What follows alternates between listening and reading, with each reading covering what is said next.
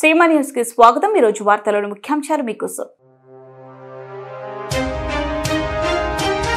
కర్నూలు జిల్లా కోసగి మండలంలో నిన్న కురిసిన భారీ వర్షాలకు పొంగి ప్రవహిస్తున్న వాగులు వంకలు।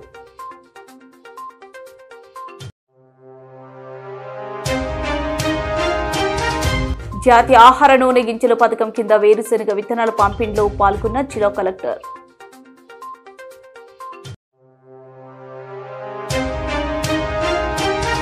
ఉయ్యాలవాడ మండలం సర్వాయిపల్లిలో ప్రమాదం అంచనా ఏపీఎస్ఆర్టీసీ బస్సు।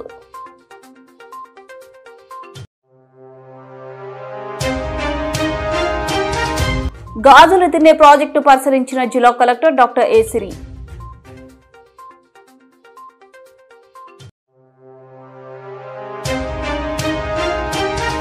ప్రభుత్వ మెడికల్ కళాశాలలను ప్రైవేటీకరణ చేయడం సిగ్గుచేటు ఎస్ఎఫ్ఐ రాష్ట్ర ప్రధాన కార్యదర్శి ప్రసన్న కుమార్। ఎగువ కురిసిన భారీ వర్షానికి కొసగి మండలం నుండి ఉరుకొందకు వెళ్లే చేపవంక దగ్గర రాకపోకలకు అంతరాయం ఏర్పడటంతో ఉరుకొంద ఈరన్న స్వామి భక్తులు ప్రజలు తీవ్ర ఇబ్బందులు ఎదుర్కొంటున్నారు। చేపవంక బ్రిడ్జ్ నిర్మించాలని ఎన్నిసార్లు ఫిర్యాదు చేసినా అధికారులు పట్టించుకోవడం లేదని ప్రజలు ఆవేదన వ్యక్తం చేశారు।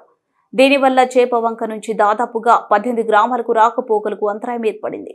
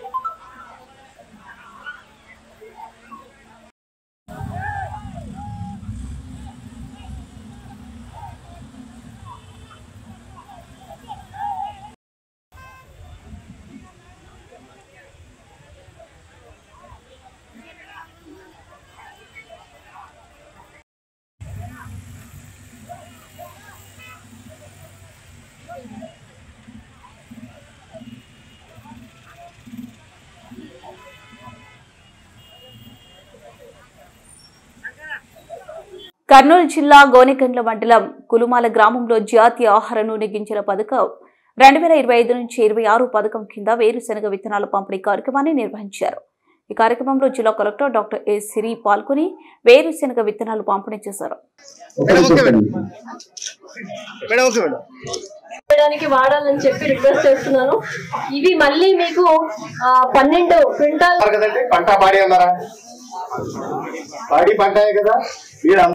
కులుమాల గ్రామానికి సంబంధించి 2450 ఎకరాలు బుక్డ్ ఏరియా అంటే ఈ పంట వేశారు। క్రాప్ బుకింగ్ కూడా జరిగింది। ముఖ్యంగా కాటన్ ఇక్కడ బాగా వేశారు। 1564 ఎకరాల్లో కాటన్ వేయడం జరిగింది। ఆనియన్ 250 ఎకరాలు, రెడ్ గ్రామ్ 200 ఎకరాలు, గ్రౌండ్ నట్స్, ఇంకా చిల్లీ అంటే మిర్చి, ఆ తర్వాత క్లస్టర్ బీన్స్, టొమాటో కొంచెం వేశారు।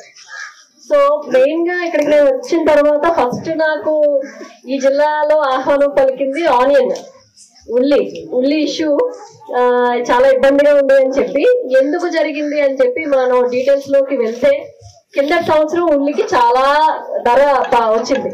దానివల్ల అందరూ కూడా ఉల్లి వేసేసారు। మొత్తం అంతా కూడా ఎక్కువ శాతం ఉల్లి వేయడం జరిగింది। సరే వేశారు, బట్ టెక్నాలజీ వాడడం కానీ ఇంప్రూవ్డ్ సీడ్ అంటే విత్తనం మంచి క్వాలిటీ విత్తనం వాడటము, అలాగే మా వాళ్ళు ఇప్పుడు చెప్పారు, ఇప్పుడు ఆయన కేవీకే కోఆర్డినేటర్ చెప్పారు రాఘవేంద్ర గారు, చాలా విషయాలు చెప్పారు మీకు। సో అవన్నీ పాటిస్తేనే మనకి ఎప్పుడైనా ధర అనేది వస్తుంది।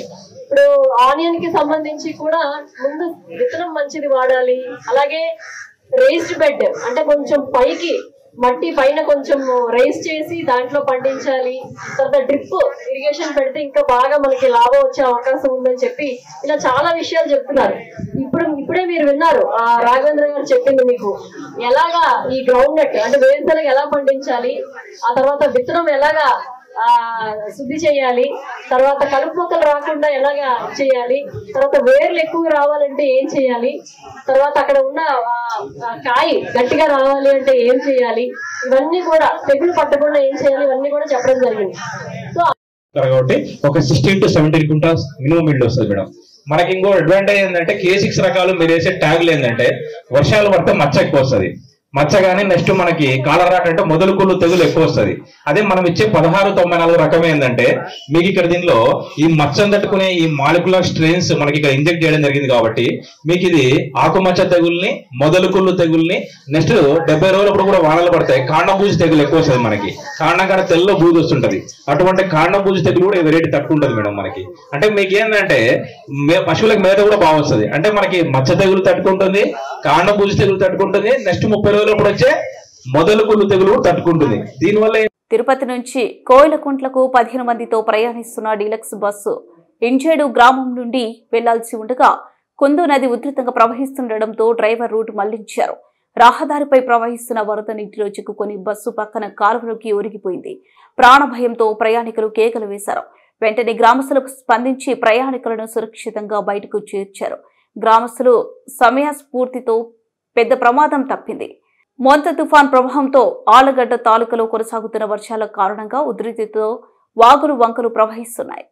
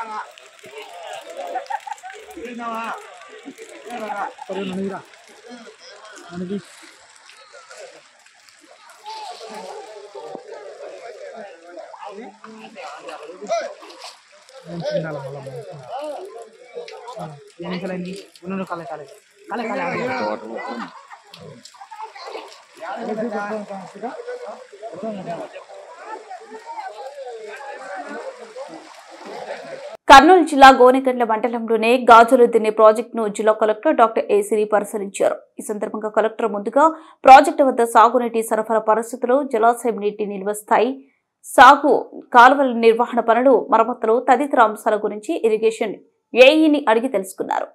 4.5 టీఎంసీ సామర్థ్యం ఉన్న వాటిని 5.5 టీఎంసీ సామర్థ్యం పెంచినందుకు గాను బండెత్తి విస్తీర్ణం పెంచుకుంటూ వెళ్లారని, అందుకు సంబంధించిన పనులు ఇంకా కొన్ని మరమ్మతులు పనులు విధులు విడుదల కాక ఆగిపోయాయని ఇరిగేషన్ ఎస్సీ కలెక్టర్ దృష్టికి తీసుకుని రాక సంబంధిత వ్యవసాయాన్ని ప్రభుత్వం దృష్టికి తీసుకుని వెళ్లి పరిష్కరించే విధంగా చర్యలు తీసుకుంటామన్నారు. కార్యక్రమంలో Adoni incharge RDO Ajay, irrigation SC Balachandra Reddy, HNSS SC Pandurangaiah, irrigation అధికారులు తదితరులు పాల్గొన్నారు.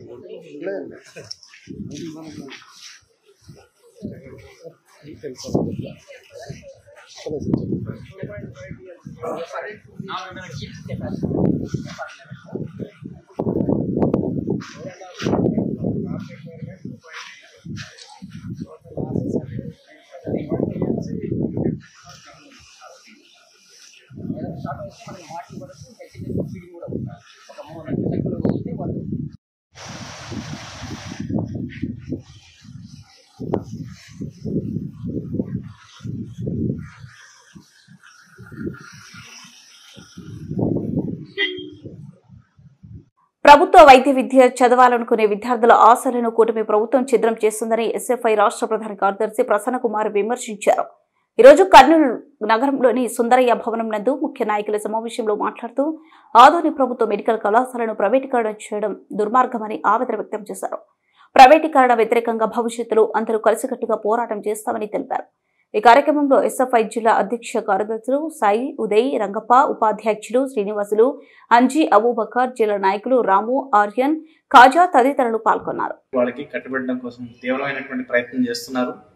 ఇదే క్రమంలో ప్రభుత్వ నిధులతో నిర్మిస్తున్నటువంటి మెడికల్ కాలేజీల్ని 10ని ఈరోజు పీపీపీ మోడల్లో ప్రైవేట్ వాళ్ళకి అప్పచెప్పడానికి ఇప్పటికే 4 కాలేజీలకి టెండర్లు ఇచ్చారు. ఆ 4 కాలేజీల్లో ఆదోని కాలేజీ కూడా ఉంది. ఈ కాలేజీ చాలా కారు చౌకగా సంవత్సరానికి 100 రూపాయలు ఎకరాకి ఈరోజు ఇస్తామన్నారు. అంటే ఒక 50 ఎకరాలు కనుక ఆదోని మెడికల్ కాలేజీకి ఉంటే సంవత్సరం 5,000 రూపాయలు కడితే చాలు. ఈరోజు ఆ మొత్తం ప్రభుత్వ నిధులతో నిర్మించినటువంటి బిల్డింగ్ని, స్థలాన్ని మొత్తాన్ని ఈరోజు ప్రైవేట్ వాళ్ళకి, టీడీపీ అనుయాయులకి ఈరోజు ఇవ్వడానికి ఈరోజు కూటమి ప్రభుత్వం ఈరోజు సిద్ధపడింది. దీని ఎస్ఎఫ్ఐ తీవ్రంగా వ్యతిరేకిస్తా ఉన్నది. ఈరోజు ప్రభుత్వ మెడికల్ కాలేజీలు ఉంటే పేద విద్యార్థులు, మధ్యతరగతి విద్యార్థులు చదువుకోవడానికి అనుకూలంగా ఉంటుంది. ఈరోజు అనేక ప్రైవేట్ కార్పొరేట్ ఇన్స్టిట్యూషన్స్ లో ఇంటర్మీడియట్ చదువుకుని సీట్ రాక లాంగ్ టర్మ్ లక్షల రూపాయలు ఈరోజు ఖర్చు పెడుతున్నటువంటి విద్యార్థులు ఉన్నారు. ఈ 10 మెడికల్ కాలేజీలు వస్తే ఈ 10 మెడికల్ కాలేజీల్లో మాకు సీట్లు వస్తాయని భావించిన వాళ్ళు లక్షల్లో ఈరోజు విద్యార్థులు ఎదురు చూస్తా ఉన్నారు. ఎవరైతే ఎదురు చూస్తున్నటువంటి విద్యార్థులు ఉన్నారో వాళ్ళ ఎదురు చూపులు మొత్తం ఈ ప్రభుత్వం నాశనం చేస్తా ఉంది. వాళ్ళ కళల్ని, వాళ్ళ జీవితాన్ని, వాళ్ళ భవిష్యత్తుని మొత్తాన్ని ఈరోజు చిత్రం చేసే విధంగా ఈరోజు ప్రభుత్వం ఈ నిర్ణయం తీసుకుంది. ఈ నిర్ణయాన్ని ఎస్ఎఫ్ఐ తీవ్రంగా వ్యతిరేకిస్తా ఉంది. ఎప్పటికైనా ప్రభుత్వం బుద్ధి తెచ్చుకుని 10 మెడికల్ కాలేజీలని ప్రభుత్వ రంగంలోనే ప్రభుత్వ నిధులతోనే నిర్మించాలని ఈరోజు ఎస్ఎఫ్ఐ డిమాండ్ చేస్తా ఉంది. ఈ రోజు గూగుల్ డేటా సెంటర్ పెట్టామని పెద్ద ఎత్తున ప్రచారం చేస్తా ఉన్నారు. వాళ్ళకి 22,000 కోట్ల రూపాయల రాయితీ ఇచ్చారు. అదేవిధంగా ఈరోజు అనేక ప్రాంతాల్లో పెద్ద పెద్ద 5 స్టార్ హోటల్ పెట్టిన వాళ్ళకి కూడా కోట్ల రూపాయలు ఈరోజు రాయితీలు ఇస్తా ఉన్నారు. కొన్ని 100,000 కోట్ల రూపాయలు ప్రతి పెట్టుబడిదారికి ఈరోజు రాయితీలు ఇస్తా ఉంది ఈ ప్రభుత్వము. అవసరమైతే ప్రభుత్వం వాళ్ళతో మాట్లాడి వాళ్లే నిధులు పెట్టి ఈ రోజు ఆ కాలేజీని నిర్మించే దానికోసం ప్రభుత్వం జోక్యం చేసుకుని ఆ ప్రభుత్వం కళాశాలగానే ఈ రోజు నడిచే దానికోసం ప్రభుత్వం చర్యలు తీసుకోవాలా. పెట్టుబడిదారులకేమో 1,000 కోట్ల రూపాయలు రాయితీ ఇస్తా ఉన్నారు. మరోపక్క ప్రభుత్వ కాలేజీలేమో ప్రైవేట్ వాళ్ళకి ఇంకా మరింత పెట్టుబడిదారులను పెంచడానికి కోసం, వ్యాపారం ఇంకా బాగా పెంచడానికి కోసం ఈరోజు ప్రయత్నం చేస్తామని. ఈ ప్రభుత్వం ప్రజల ప్రభుత్వం కాదు, పేద విద్యార్థుల ప్రభుత్వం కాదు, మధ్యతరగతి విద్యార్థుల ప్రభుత్వం కాదు. ఈ ప్రభుత్వం పెట్టుబడిదారులు, కార్పొరేట్ల ప్రభుత్వం. అందుకనే గత ప్రభుత్వం అటువంటి విధానాలు తీసుకొస్తే ప్రజలందరూ దాన్ని తిప్పికొట్టారు. చివరికి 11 సీట్లే వచ్చినాయి.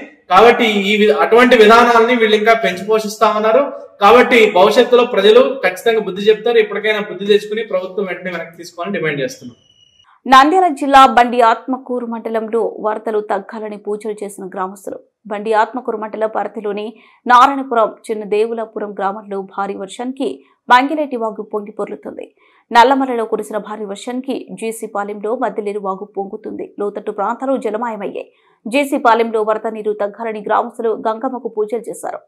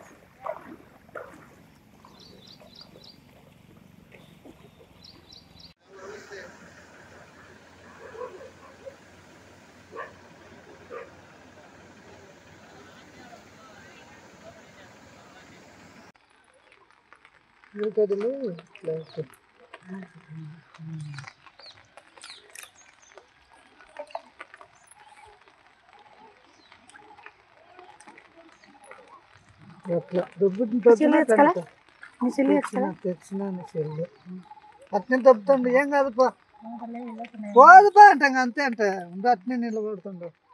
పోనీ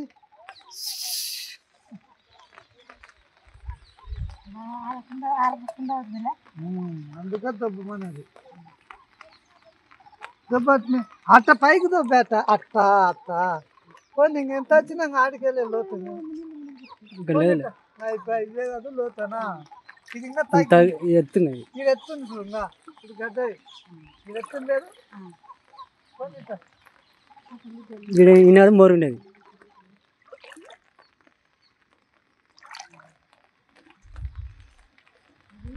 మొంతా తుఫాన్ నేపథ్యంలో కర్నూలు జిల్లాలో స్కూళ్లకు సెలవు ప్రకటించిన జిల్లా కలెక్టర్ డాక్టర్ ఏ సిరి.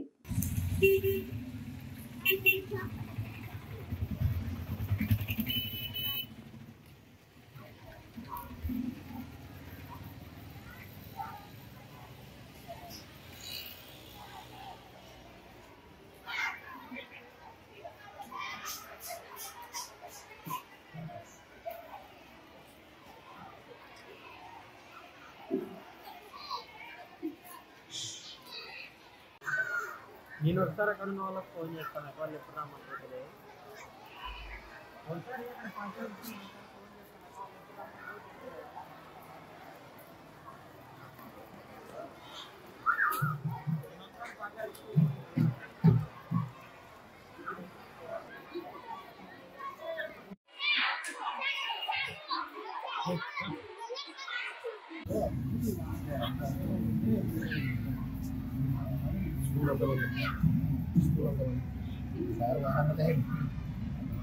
ఆరోగ్యశ్రీ సేవలను వెంటనే పునరుద్ధరించాలని కేవీపీఎస్ నాయకులు డిమాండ్ చేశారు.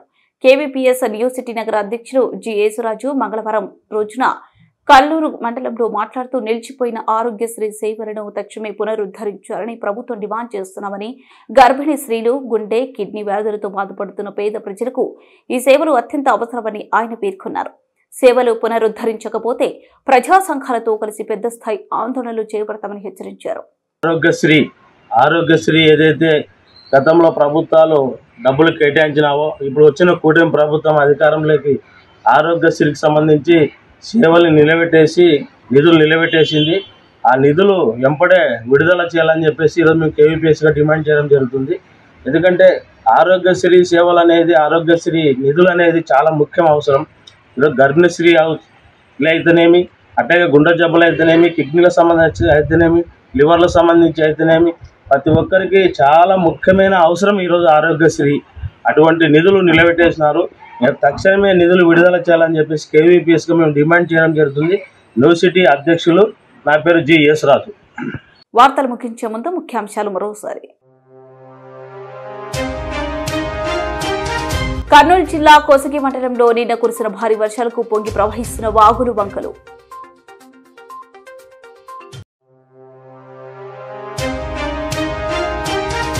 జాతీయ ఆహార నూనె గింజల పథకం కింద వేరుశెనగ విత్తనాల పంపిణీలో పాల్గొన్న జిల్లా కలెక్టర్.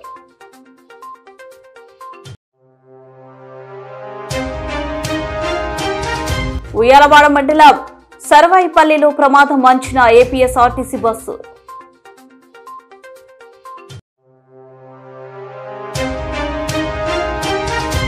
గాజులు తినే ప్రాజెక్టు పరిశీలించిన జిల్లా కలెక్టర్ డాక్టర్ ఏ సిరి.